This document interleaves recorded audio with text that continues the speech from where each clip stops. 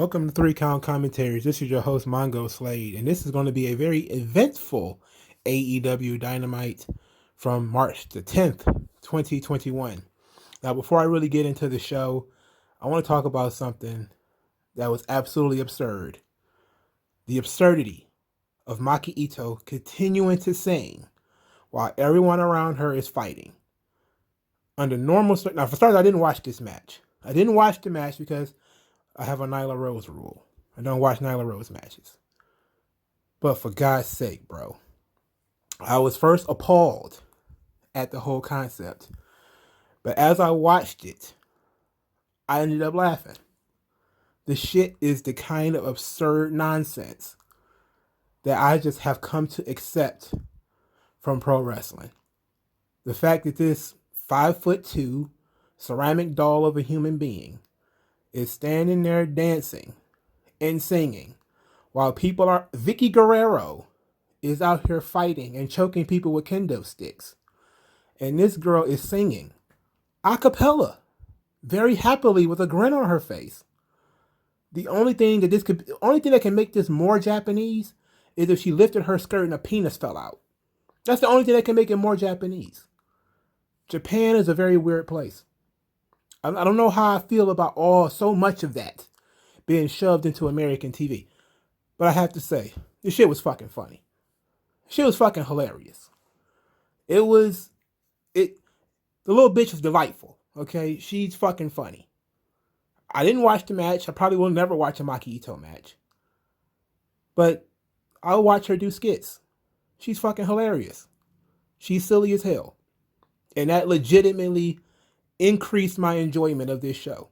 And that's the craziest thing I could possibly put. I have to put it out there first because it's the craziest thing in the world. I honestly was like, this show might not be that bad. Like this silly, goofy, dumbass shit. And I was just like, oh my God, this is not that bad. It made everything else around it, I guess, seem so much better. I can't imagine. I can't explain it. It's the craziest shit in the world. This little Japanese girl was delightful. She can't sing for shit, but that's not the point. The point is the shit was funny. So I had to get that out of the way first. There's not going to be any... I don't even know who won that match. I just skipped right forward. I just skipped right past it. But I just thought it's interesting to me what kind of stuff affects me and how it manages to affect me. And that shit did its job. It did its job. If it was supposed to be a let me up segment, it did its job. It was like an anime. Like you sometimes, like when you watch, what was that I was watching? Shit. It was like an old anime. Bubblegum Crisis, I think it was called. Where when you got the opening scene and the girl is singing, meanwhile there's like mech fights and stuff going on, but she's in her little club rocking out. It's like you got the 80s vibe to it, and you're like, that's excellent. And that's kind of like how I felt here. Like she was rocking out, doing her thing, while her partners in or whatever are getting into this huge scrum. And I just thought, like, there is something unique, something very zen about being able to find something humorous and something entertaining and interesting in all this chaos. It's chaos and full of shit I don't want to see. But that little woman singing makes it interesting, makes it unique, makes it stand out. It's the dumbest shit I've seen on TV in a long, long time. And it tickled the fuck out of me. I'm almost ashamed of it. I'm almost ashamed of it, bro. Okay, I got that out of the way. Let's start talking about this show. So the first match was Phoenix versus Matt Jackson. I said in a Cornette clip, underneath a Cornette clip, how much I like Phoenix. Phoenix is tremendous. He is a young Rey Mysterio. Like the first time I ever saw Rey Mysterio, that's kind of how I feel about watching Phoenix. Guy is unnaturally fast. unnaturally smooth. Problem, he doesn't have a Dean Malenko or an Eddie Guerrero or a Chris Jericho or anybody like that to slow him down and show him how to work. That's the problem. Otherwise, he's just like a guy who's just like, he's like a pinball. Like he shot out of a machine and just started bouncing all over the place. And every time he gets out of any type of submission hold or anything, he just bounces. He's gone. He's all over the place. No structure. It's like, I said once, like he's like a puppy. Like when you keep him trapped in the house and then you let the puppy out and he just run around in the yard, like jumping in and out of snow and all that type of shit. That's kind of how Phoenix performs. He just like, like when he did the hot tag segment, I think it was a couple weeks ago on AEW Dynamite, he just came in and just started bouncing all over the place. You can't call it. You can't take notes. You just have to sit there and watch and hope and try to figure out what's going on. And Matt Jackson was not the ring general. He was trying to be. He slowed him down a little bit by using submission holds and stuff like that. But Matt Jackson is just as much of a move mark as Phoenix is. They need some guys on the roster that are good and talented dudes who can slow Phoenix down. Because the best thing that AEW could do to help Phoenix, is to get him in the ring with people who know how to work. Somebody who's going to teach him it's okay to do all that high flying beepity bop boop shit, but you have to be able to put it in a specific in certain places. You can't have it all either. This match was 16 minutes. This match was too long. All right? This match was cold. There was no heat between the two guys. There was no heat built between the two guys in the match. This match was too long.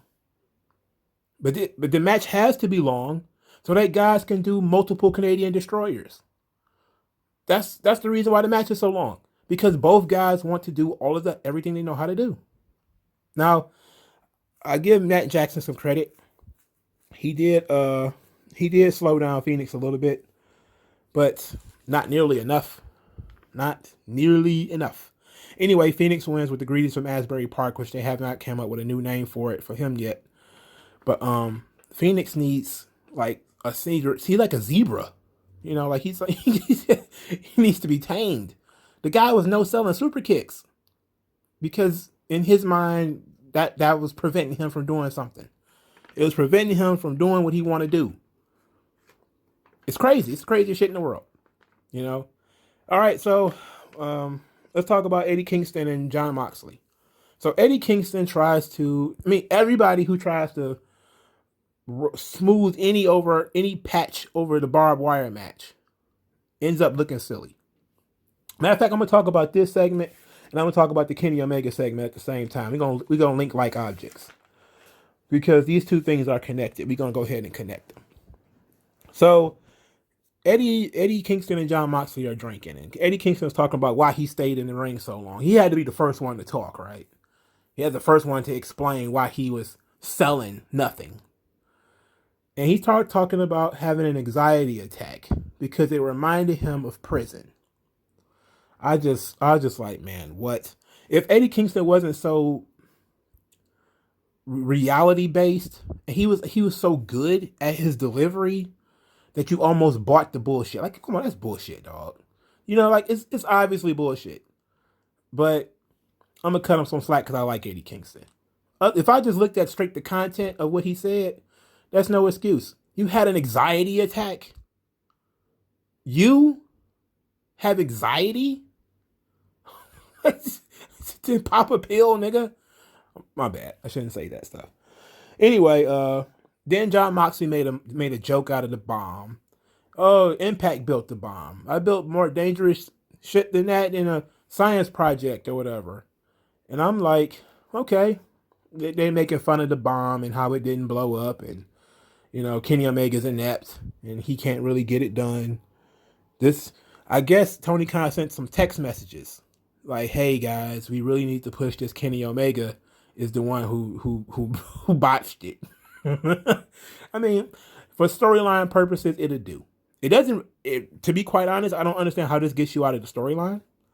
Outside of just Moxley lost, which I guess gets you out of the storyline. But him and Moxley is glad to have his drinking buddy back. He joked that Eddie Kingston should have showed up a little bit earlier, and Eddie Kingston, gave us some excuse, and then he says like, me, man, it's like 1998 in my mind all the time. Like the brotherhood and how they play off of each other, they bantering off of each other, was a great segment. That was good shit. I gotta give them credit for that. I could watch those two dudes just like on a YouTube video. Just sit down. Like I want to see them like review rap songs. And I don't want to see them like play video games or nothing like that. But like just talk about regular stuff, books they may have read. If either one of them could read, or something like that. Just sitting around shooting the shit. I watched, that was like on TLC or something like that. I might actually turn my TV on. But this segment was fine. I enjoyed this segment. What I did not enjoy was all the Kenny Omega I ended up getting later. Did not enjoy that. Don Callis is fine. Don Callis is good. He comes across like a crazed supervillain, but also like a smarmy used car salesman. That works. Kenny Omega? Nope. Not buying it. Not buying that at all. And we got a lot of that. That segment was also way too long. So we're supposed to be listening to Christian talk. Christian didn't get to talk. I wonder if somebody's going to say something about the bait and switch. Anyway, Don Callis dubs Kenny Omega the king of the death match. And then says, well, we've been blamed for the bomb not going off. We can't confirm or deny that we was involved with the bomb at all. It's like, you motherfuckers were talking about building the bomb. You were talking about building it. There was literally a backstage segment or a on-site segment where Kenny Omega had a hammer.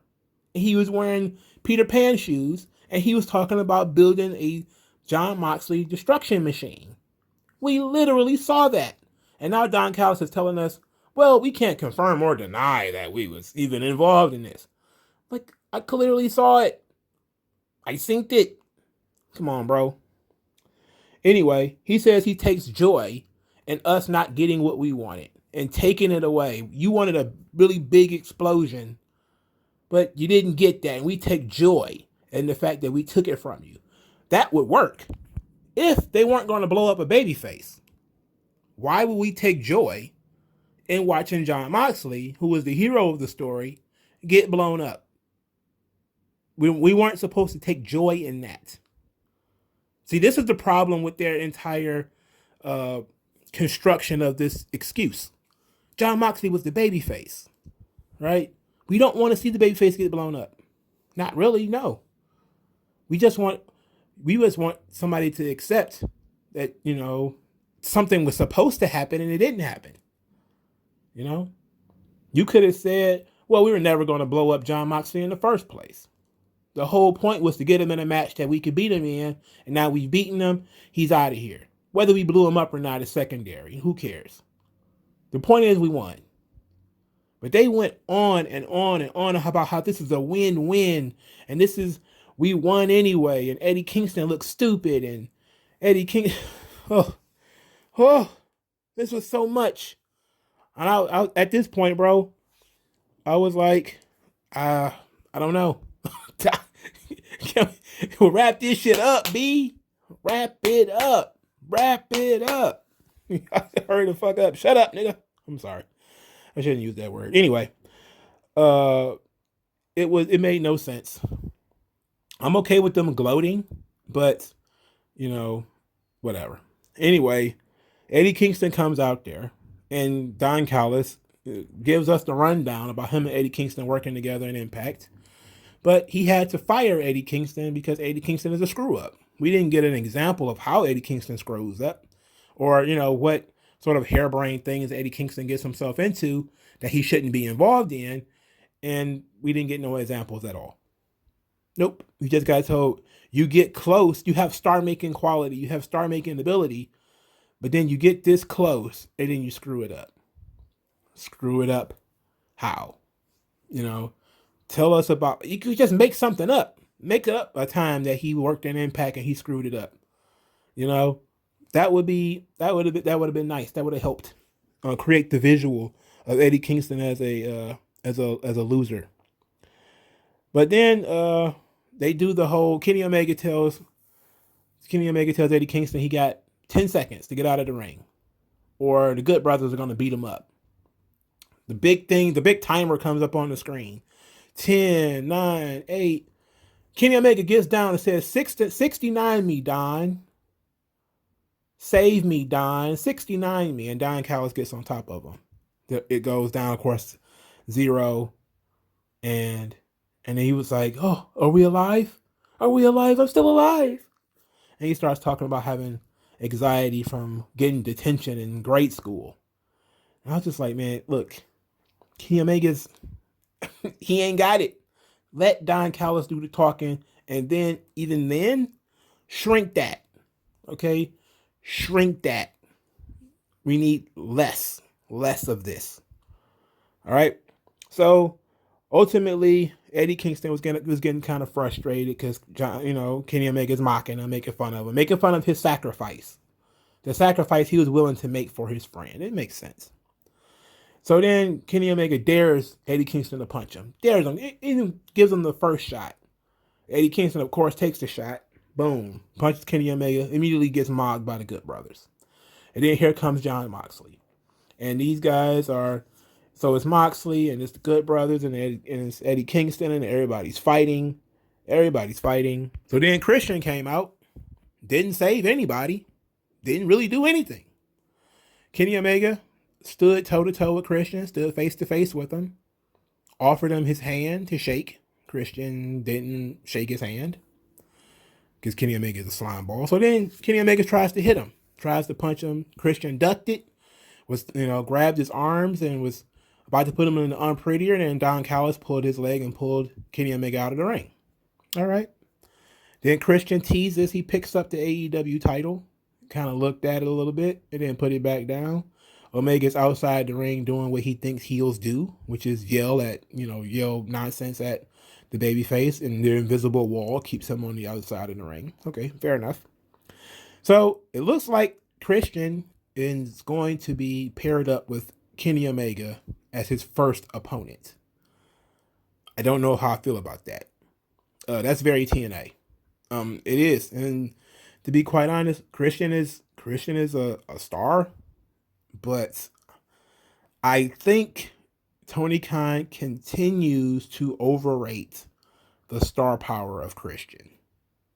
I know Dixie Carter did, and the crazy thing is, they put you in a position where you have to tell the truth about a guy that you already like. I say it again, everybody likes Christian. I have never met a wrestling fan who didn't like Christian. But the problem is, this is not the position for Christian. Right? Treating him as a legend is not the right position.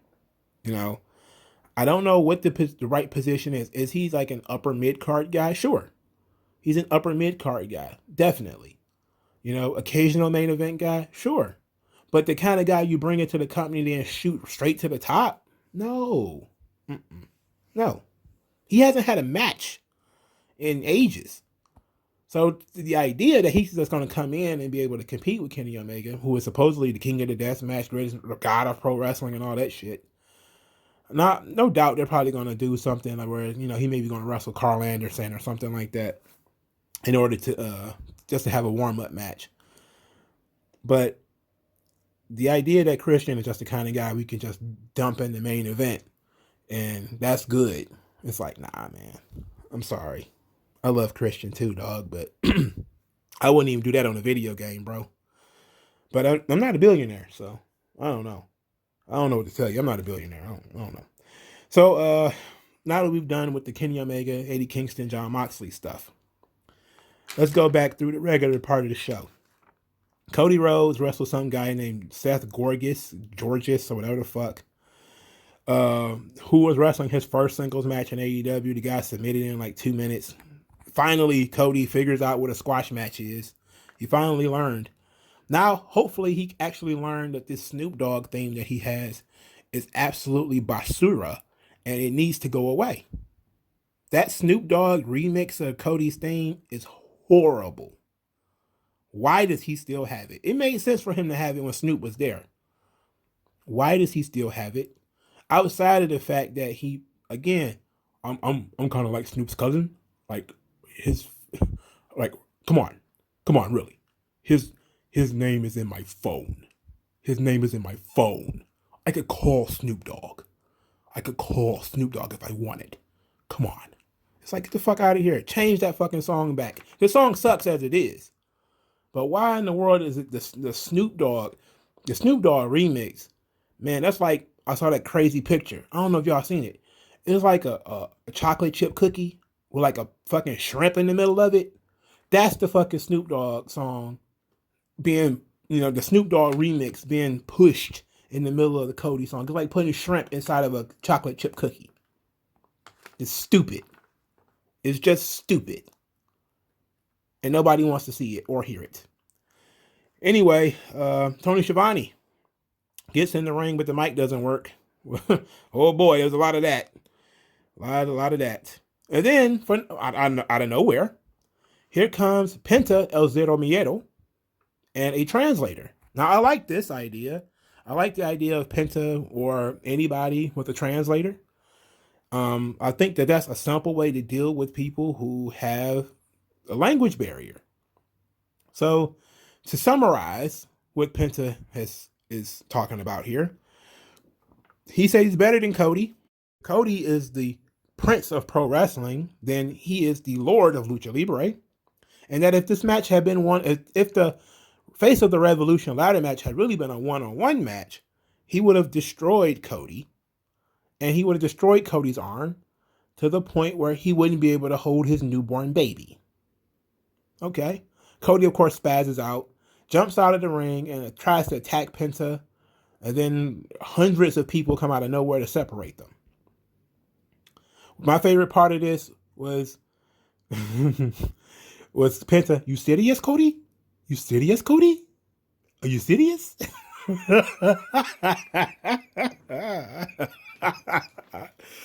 Oh, shit. Question. Why is Phoenix and Pac baby faces and Penta is a heel? They're in the same group. How is that going to work? Or is he not in the group anymore? Is Death Triangle two guys? Because why is Penta healing on Cody and his boys was in the first match being baby faces? They need an editor in AEW. They need somebody to keep their storyline straight because nobody else is doing it. This is, look, I don't have no problem with Cody and Penta fighting. I like the idea. I love both of these guys. I'm a big fan of Penta. Big fan of Cody. I don't care why they're fighting. At least it make sense. Why is Penta mad at Cody for losing? He lost too. He was in the same match. You lost, Cody. You serious, Cody? Oh, Jesus, man. What?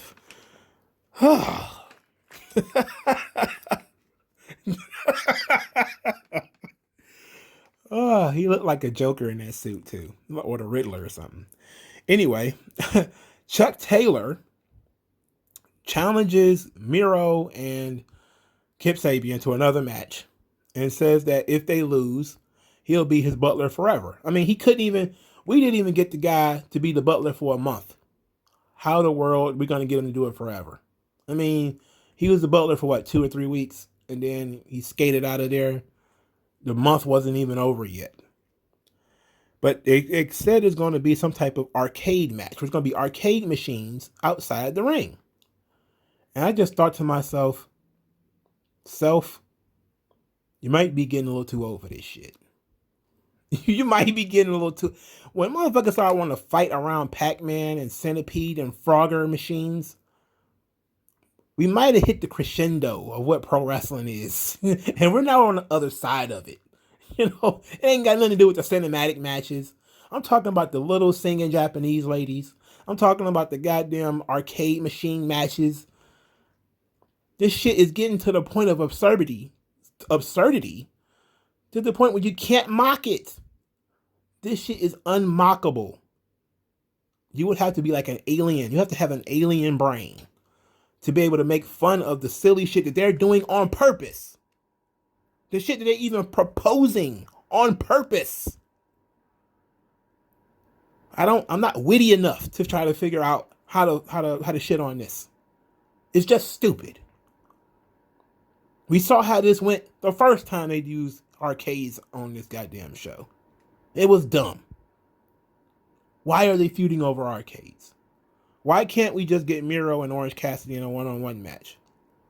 Which is what, I want to see Miro versus Orange Cassidy. Not because I want to see Orange Cassidy, for God's sake, but because I want something that feels like a final end to this feud.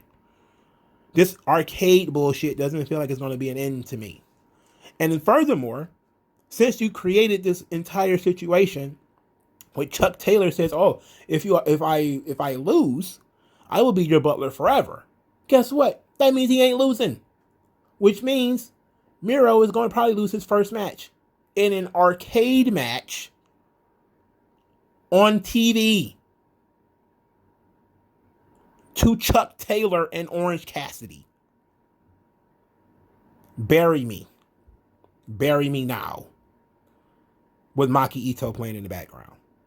Anyway, so we get Tony Schiavone and Sting. And Sting, of course, cuts a celebratory promo about winning the street fight. And then Lance Archer comes out of there. And Lance Archer comes out talking about, "I never needed a ladder match to prove I'm the face of the revolution. But things need to change around here or I'm going to take a lot more." And then Jake Roberts stares down Sting. Sting stares down Jake Roberts and Lance Archer. And then Jake Roberts, in some type of mutant voice, was like, "Bye, Stanger, bye, Stanger." And of course, Sting had nothing else to say, really. But what could you say? Giant Man just came out here and said that he doesn't need a ladder match to prove he's the face of the revolution. Okay. Can anybody explain what that means? No. Anybody? Class. Anybody know what it means to be the face of the revolution? What's the revolution first before we figure out how do you become the face of it? I'm stupefied. I don't know. I've seen every episode of AEW Dynamite. I've listened to it. I don't understand it. Was it explained during a Nyla Rose match and I didn't watch it? Is that what it is? It was during a Nyla Rose match and I didn't watch it, right? It's got to be. That's the only way to explain why I don't know what the fuck they talking about. What the fuck does that mean? Also, Lance Archer is a heel again. He's got more turns than Big Show already. He's the Big Show of AEW. He's a heel one day, babyface the next. Heel one day, babyface the next. He's been a babyface all this time. Now he's a heel again. Why? Because nobody knows what the fuck they're doing. That's what it is. Nobody knows what they're doing. So we're stuck with this shit. This shit is a shame. It is embarrassing. They need an editor. They need like a governor or somebody sitting over their shoulder saying, no, Lance Archer is a heel in this segment and a babyface in this segment. We need to be consistent. There needs to be some consistent storytelling. So, I'm asking for too much. It's taking forever. So, QT Marshall is out there with Lee Johnson. Why is either one of these people on my TV? Just off rip, why are they on my TV? I don't want to see QT Marshall. Why is he on this TV? So he kind of apologizes for losing his mind at the Battle Royal and spitting at Dustin. Then the audio cut out. And for the next 30 minutes, we got the NBA Finals or some shit blasting through the TV screen. And it's just like sneakers on hardwood floors. Do. And all kind of cheerleaders, and Marv Albert is in my fucking ear, and everything is going on. I can't hear shit for the next 30 fucking minutes or something like that. I have no idea what was going on. But guess what? It apparently only affected the live broadcast because it didn't affect the commercials. When it went to commercial, even the picture-in-picture commercial, the sound on that was fine. So I'm going to venture a conspiracy theory. My conspiracy theory is whatever they were using to sweeten the crowd, they lost control of it. And what we got was Game 7 blasting through our fucking ears for 30 fucking minutes. This company is ran by a billionaire. I've never seen a company ran by a billionaire have so much audio problems. This is not the first time they've had audio problems. Several episodes of AEW Dynamite have had audio problems. Several. Okay? Does he not know what he's doing? I can accept that he doesn't know what he's doing. But he needs to say, bro, I'm fucking up. I don't know what I'm doing. Sometimes shit just fucks up. Sometimes the sound works, sometimes it doesn't. Okay? Look, we just rolling with it, baby. We just rolling with it, baby. So then Lee Johnson is going to wrestle Ethan Page. And Ethan Page cut a promo and he said something, and I had to listen real close. He said something about Lee Johnson taking up 33.3% of his spotlight. And I was thinking, I just said to myself, what the fuck is that? What? Huh? What? What? This is your introductory promo?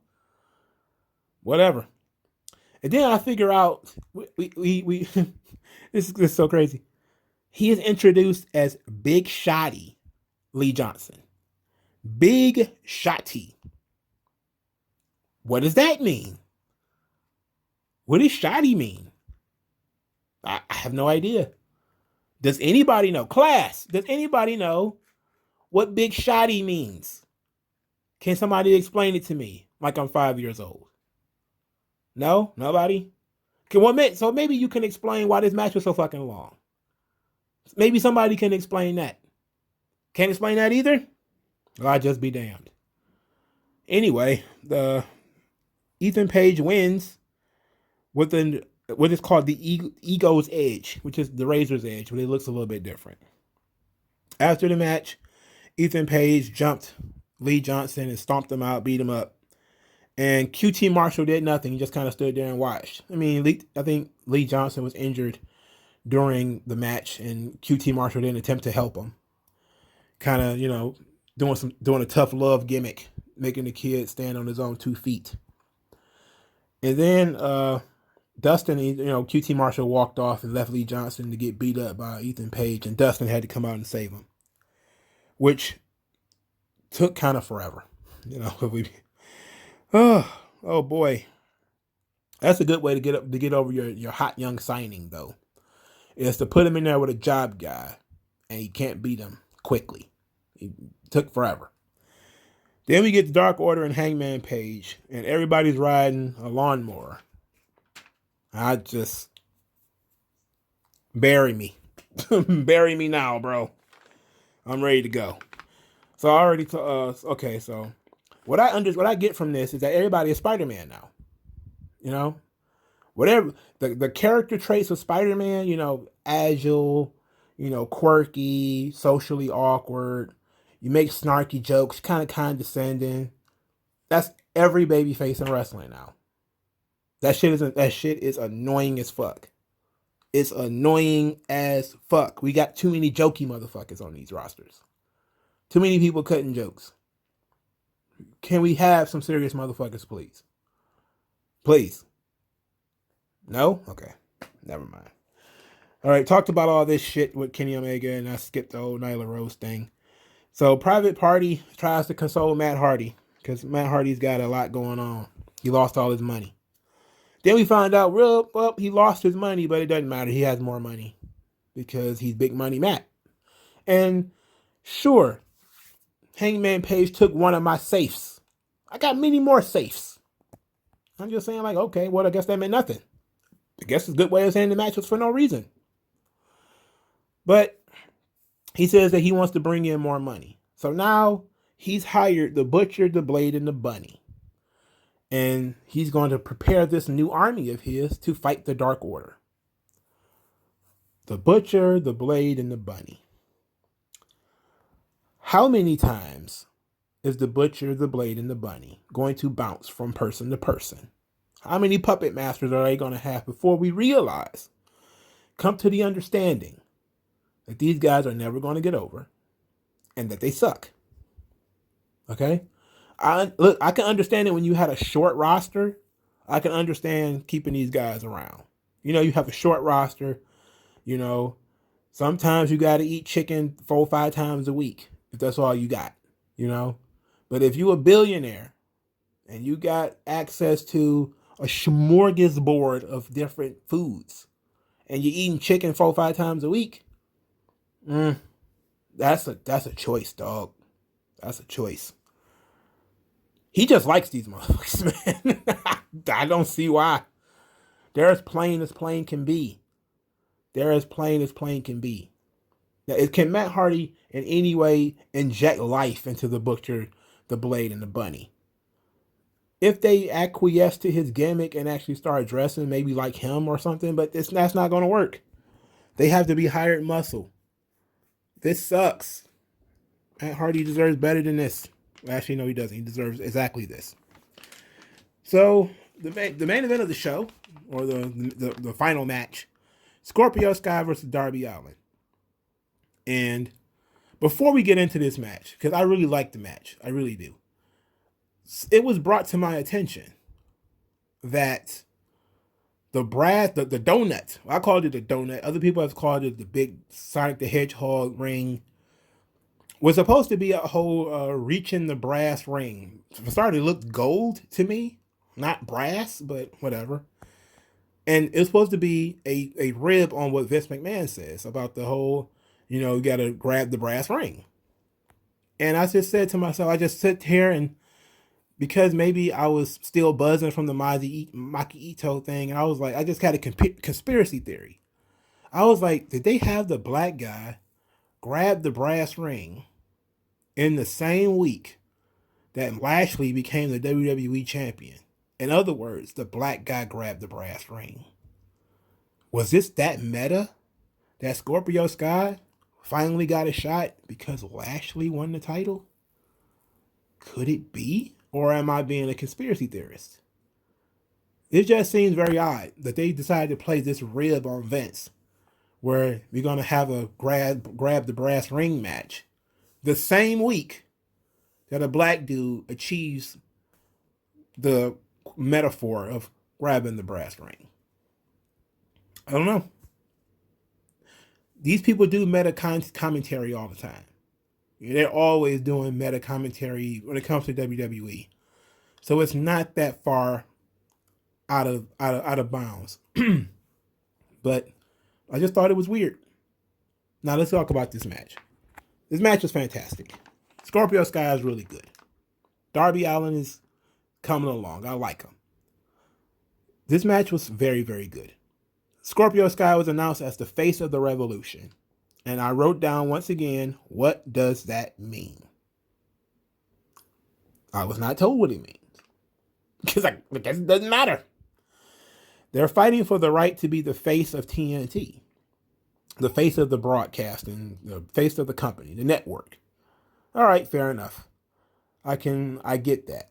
But you have to maybe show commercials with Darby Allin and them doing TNT commercials or something like that to, it's probably a little bit more money, some sponsorships or something like that. Okay. So they started the match with a respectable fist bump, which made a lot of sense and it told a great story because of how it ended. Little things matter. Very little details, they matter. I really liked it. Seemed like Scorpio Sky was very well prepared for Darby Allin and his nonsense. He had a lot of really swift and dope counters. Darby sold very well. He has mastered selling as a small guy, but Scorpio Sky's counters were fantastic. For instance, the Tope Suicida into the cutter. I thought that was very fucking cool. That takes crackerjack timing, which means it's obviously choreographed, but it was still very fucking cool. The coffin drop into the powerbomb takes very crackerjack timing because you're working on a shoestring there. Obviously, Darby still looks back though for odd reasons. So, but this was good. And Darby Allin wins straight up with a small package. The match deserved the time it got because it's a title match. So it wasn't too long. So I got to give both guys credit. This was great. This was great. Legitimately, I'm not even being facetious this time. This is really good. And then after losing to a small package, which could come across like a fluke, Scorpio Sky, who was, it would have had much more impact if we had seen him on TV leading up to the ladder match, talking, venting his frustrations and saying that, hey, I need to win this. I need to do this. And then finally winning it, and then having a little speck of joy. Like, I finally got it. Yes. And then losing. And then snapping and putting Darby Allin in a heel hook. That would have been a much better story than what we got. It still got a pretty decent story. But it could have been so much better if he had been on TV and you had been building that story, building it, of Scorpio Sky winning matches but not getting opportunities. Winning matches but not getting opportunities. And then he finally gets this opportunity in this ladder match, and he's really putting a lot of pressure on himself, like, I gotta do it. I gotta do it. This needs to be done. And then he finally wins, and he's so happy. He's like, yes, finally, yes. Things are coming up. Things are turning out great for old Gil. And then he loses. Because it would explain why he was frustrated and almost heelish before. Then he will also participate in the fist bump. Like, I ain't got no problems with this guy. Boom, fist bump. This is great. And then at the end, you better put him in the heel hook. Fuck him, let him die. Because he stole my, that would have been so much better. Also, Sting didn't come out and help his buddy. Are they still buddies now, or are we supposed to forget that they were buddies? Are they buddies or not? I don't know. And it was never explained. Nobody ever said, why Sting didn't come out of here? Sting, help your boy. Help your little buddy. Your hoodlums together, Sting. Please, your hoodlums together. Anyway. So, this was all good. I like this Scorpio Sky Darby Allin thing. Anything I'll have to say would probably be nitpicking. It was legitimately good. A worthy main event. So I love this. So then we get the Inner Circle War Council, which I'm sure got the internet buzzing. A little peek behind the curtain. I did not look at the internet before I did this video, so there could be a lot of botches and stuff like that I just wasn't paying attention to. So Jericho talks about the Inner Circle being in decline, and it was time for a new approach, maybe even a new member. MJF says we don't need any new members. It might be time to kick somebody out. So then Sammy Guevara comes out. He's got hidden camera footage of MJF telling the rest of the Inner Circle, okay, it's time to get rid of Jericho. He's been busted. MJF is caught red-handed, on camera, busted. So MJF is like, all right, I didn't want you to find out this way, but it is what it is. He sicks Santana and Ortiz on Jericho. Santana and Ortiz take a couple of steps. Then they turn around, they side with Jericho. And Jericho's like, look, we talk every day. The Inner Circle, we talk every day. We're friends. You're a stupid son of a bitch. We figured you out. And MJF starts to cower as Jericho talks about, we're going to beat your ass. You're fired, and we're going to kick your ass. I think you should have kicked his ass first. MJF goes in the corner, and he's cowering. He's like, no. I never wanted to take over your Inner Circle. I promise, I swear. Because I was too busy building my own. And then, of course, the lights went out. And the lights were out for like 3 minutes because Tully Blanchard is 67 years old. You could have did this without Tully, if we're being honest. You could have just started the beat down and let Tully come in later. Or we could just not turn the lights out. We could let people see what's going on. Why do we have to turn out the lights every week? We have to turn out the lights every week. I like the lights on during most of the time. Anyway, when the lights come back on, FTR, Tully, and Shawn Spears are in the ring. And they all beat down the Inner Circle. It's a bloody affair. It's like Casino. Everybody's getting beaten bloody. MJF cracks Jericho across the head, Dynamite diamond ring. Jericho is bleeding, and he's getting his DiCaprio on. He's crawling to his bat. He's like, no, my bat, my comfy blanket. And MJF steps on his hand. And he's like, no, Chris, you want the bat? I'm going to give you the bat. Here, I'm going to hit you with the bat. Boom, in the stomach with the bat. Boom, in the back with the bat. And then he demands that FTR and Shawn Spears take care of Chris Jericho. They all pick up his very heavy body. It takes 3 people to carry him. And they carry him. They are, and Shawn Spears is sweating like he works in a factory. It is embarrassing. It's embarrassing. Then Wardlow, being the beast of a man he is, power bombs Jericho off the stage onto a plush couch. I mean, you could hear the air coming out of the thing.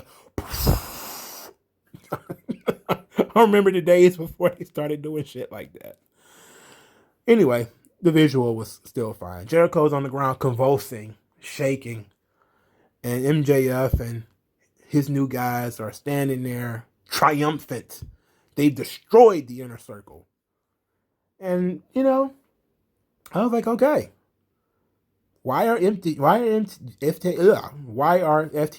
henchmen now? They're supposed to be the best tag team in the world. Now they're henchmen. Why the fuck is Shawn Spears right there? That shit, that's not gonna go. That's the shrimp and the chocolate chip cookie. Shawn Spears is the one thing that does not fit. He's got to go. He's got to go. He's got to get out of here. I cannot put it over as long as Shawn Spears is in it. He got to go. You got to get out of here, B. Got to lace up them boots and get the fuck on. Not going to put over Shawn Spears. He fucking sucks. He sucks. He sucks.